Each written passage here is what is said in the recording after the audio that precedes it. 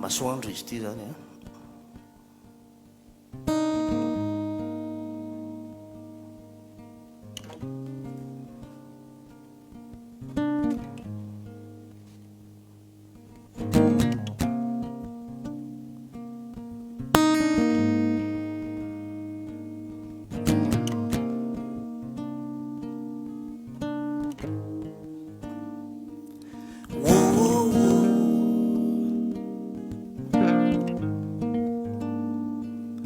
Masoandro,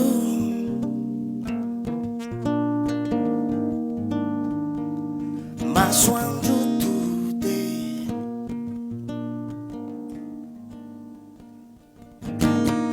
Azavana miposa kaviany atsinanana. Masoandro te itode.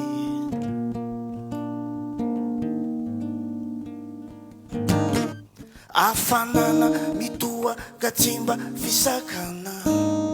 Masoandro te itode.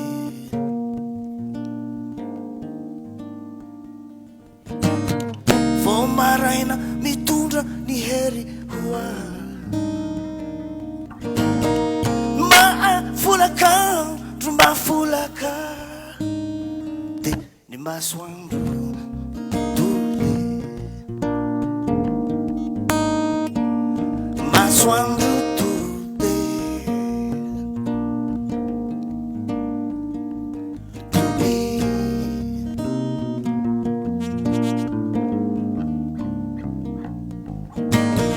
Masomezay mahita ny tany iombonana. Lolo avena ao andoro.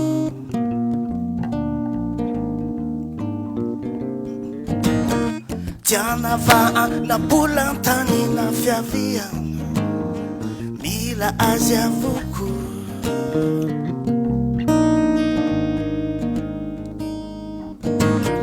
Manandanja le ibeny masaratra.